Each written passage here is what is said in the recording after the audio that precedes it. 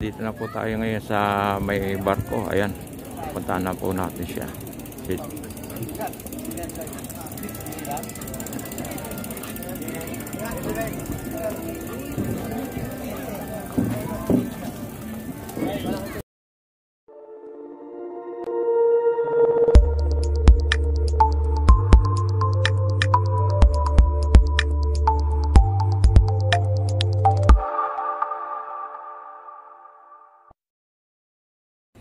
Ay, magandang umaga po mga kababayan. Nandito po tayo ngayon sa MOA, Mall of Asia.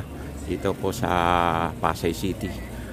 Nandito po tayo para patunghayan po natin yung barko na sinadsad daw po ng Bagyong Ulysses. Pupuntahan po natin yung barkong yon. Alamin po natin kung ano na nangyari dito sa barko na to. Kaya po, abang-abangan nyo po. Ayan, pinupuntahan na po natin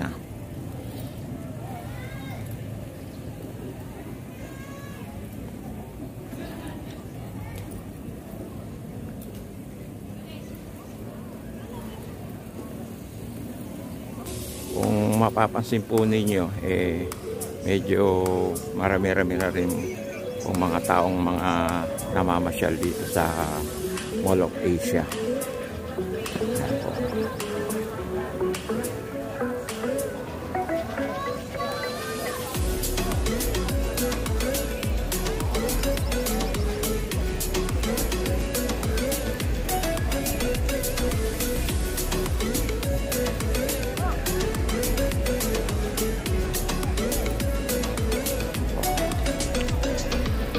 Malapit na po tayo dun sa pinaka-seawall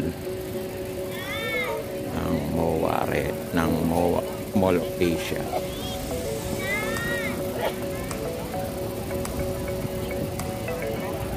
Sa ngayon po medyo makulimlim ang panahon dito sa MOA.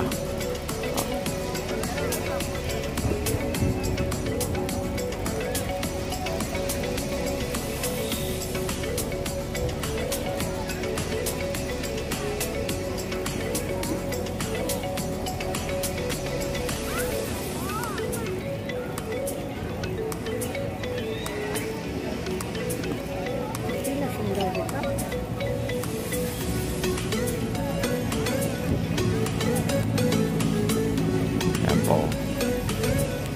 Dami mo nagbabike. Mga nagbabike po.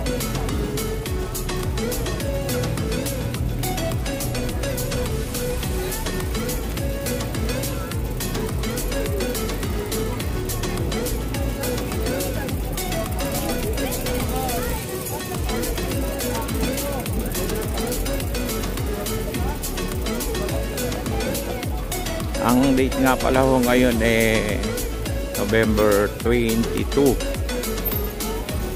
year 2000 po. Ayan, dami pong nagbabike.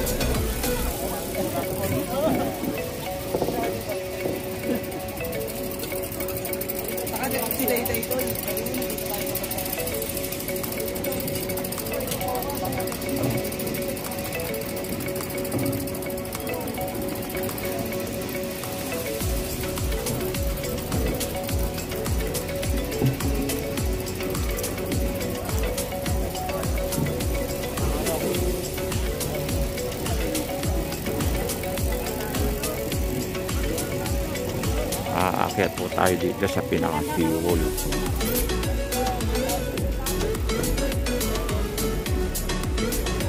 Yan po.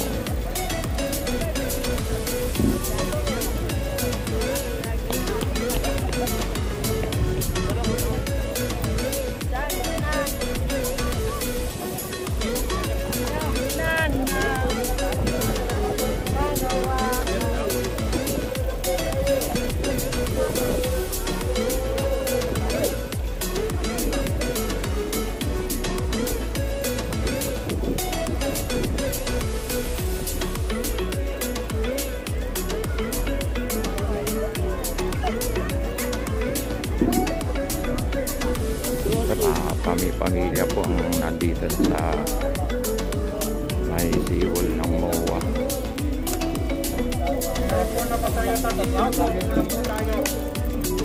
Magpataw, di ba? Maganda, makikita pala gano'n.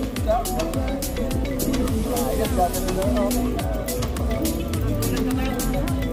Pulang po tayo, sir. Pulang po tayo. Pwede lang po tayo. Ayan, bawal pala tumayo dito sa may seawall. Kaya upo muna po tayo. Okay, nakasulat. Kasi bawal nga po tumayo. Yung nag-bike rin, baba ka rin sa bike mo. Daming nagtutulak, makikita mo lang ay kasalubong mo lang, sanakyan mo pa. Pinaalalahanan po yung mga tao. Bawal sumakay po sa bike. Pag nandito na po, kailangan akayin nyo na po yung kayo ay nakabike. Ito po, katulad yan, mga bawal na po yan. Nagbabawal na po yan.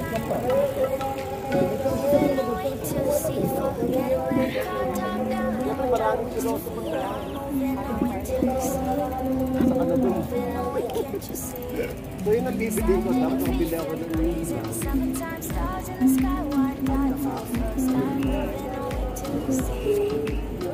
Ate na ba yung dala ko ng 40,000? Lalapitan na po natin yung barko na pinayad po ng bagyong Ulysses dito sa seawall ng MOA.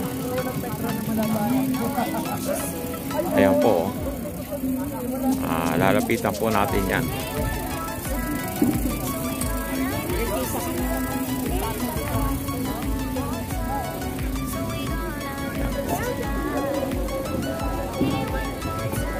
Ito po, sa pagkakaalam ko po, itong barko na to ay yung nagmamay-ari nito ay kumontak na para tanggalin dito. Problema, hanggang sa ngayon hindi pa natatanggal. Ayun, ayon doon sa Coast Guard po, pag natagalan pa to kasi sa itong taon po na to may mga 3 bagyo pa raw na mararanasan. Kaya kung matatagalan po itong barko na to, Coast Guard na po ang bahala dito. Pero sa ngayon po wala naman daw pangamba kasi wala naman po sa kasi siyang mga oil spill, yung mga tumatagas na langis. Kaya wala pang pangamba na maka-affect sa karagatan. Ayan po.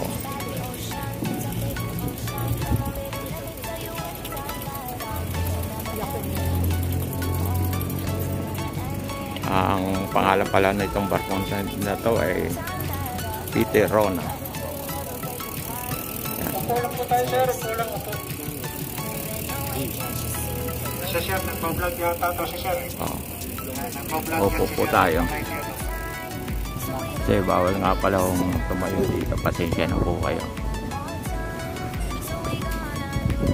Ayan po.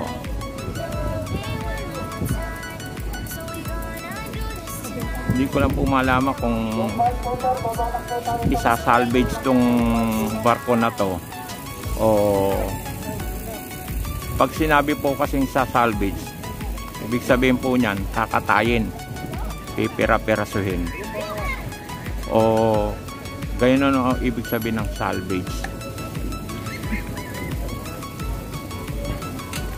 O kaya mayroon pang isang paraan, yung hatakin siya, idadalhin sa malalim. Pero sa palagay ko salvage na po ito, ipira-pirasuhin. Yan po.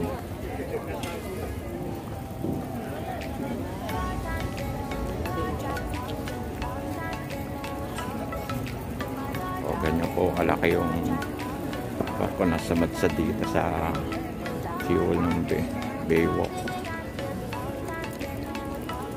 Ay, no, sorry po, hindi pala Baywalk. Dito sa seawall po ng Mall of Asia. Ano, ito po matagal nang nakatambay dito sa Manila Bay. Hindi na siguro talaga pinagagamit kasi luma-luma na po. papansin po ninyo, ayan, may mga sisina po. Ayan. Ayan. Dami na sisi. Mukhang hindi na talaga ito pinaandar o pinatatakbo.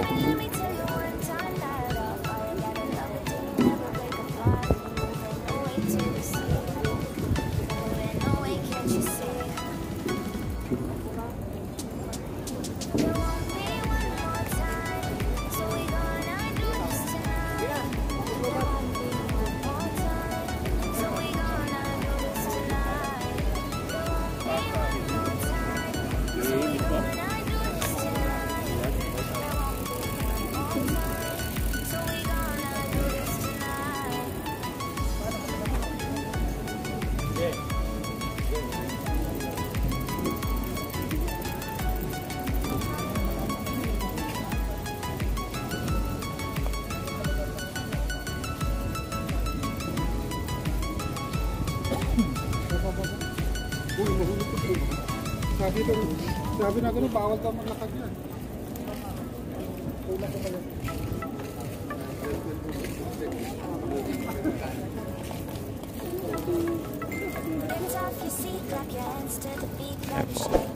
Nandito na po tayo sa bandang Rupa. Yung hulihan po ng barko.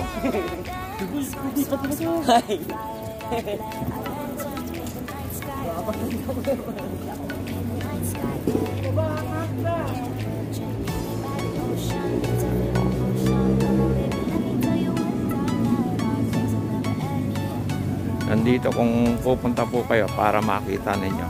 Ito po malapit dito sa Ferris wheel. Yan.